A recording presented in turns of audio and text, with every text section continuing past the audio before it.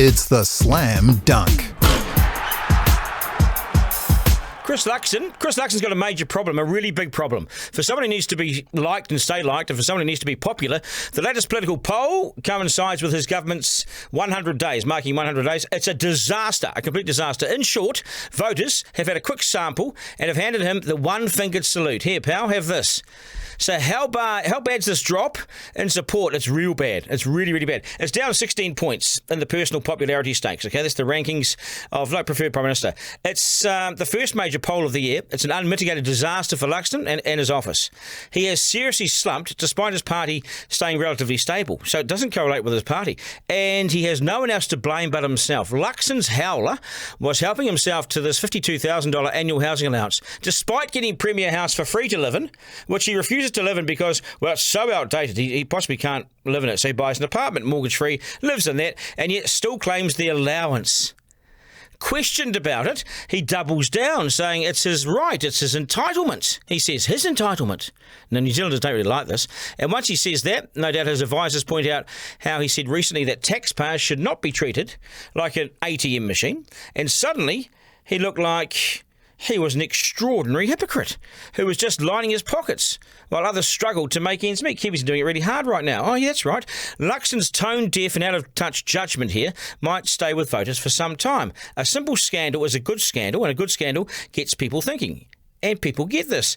The guy has $20 million plus of mortgage-free property in his personal portfolio, a salary of $500,000, and a seriously wealthy, successful man, isn't he, who has just said, it's time we stop treating the taxpayer as an ATM machine. And what's he done? He's gone and done this to taxpayers, $52,000 worth. He helped himself to another $52,000. It's an entitlement, not illegal, and housing allowances. Not because he needed it, but because he was entitled to it. He lives in his own mortgage-free apartment. I've said this 100 times. There's no cost. Anyway, it doesn't end there.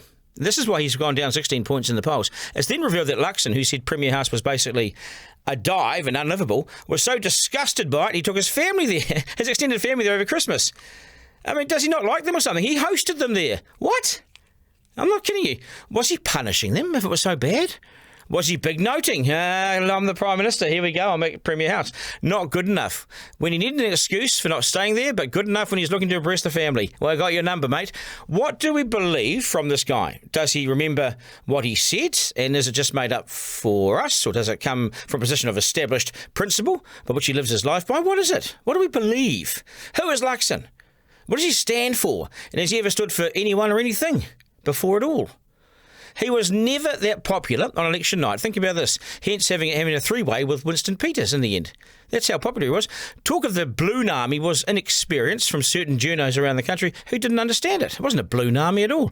Truth is, the country wanted change, and they got Luxon as part of that. And now their loyalty around him is shaky because it was never that solid. Now Luxon is well behind Chris Hipkins in the popularity stakes as well. Hipkins, who just had his ass handed to him on a platter in the general election, is now more popular than Luxon.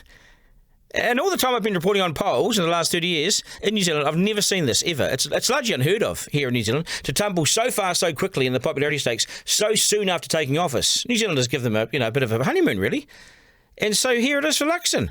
To be fair, it's an eclectic mix of mishmash policies led by an inexperienced, hands-off hypocrite and supported by an increasingly aggressive and angry David Seymour who appears ruthless and cold and lacking in any empathy if you think about Newshub and the media and that sort of thing. His reaction to the demise of Newshub was appalling. Then there's Winston, who's in charge of everything and managed to bring back smoking after years of us saying no consensus politics, no thanks.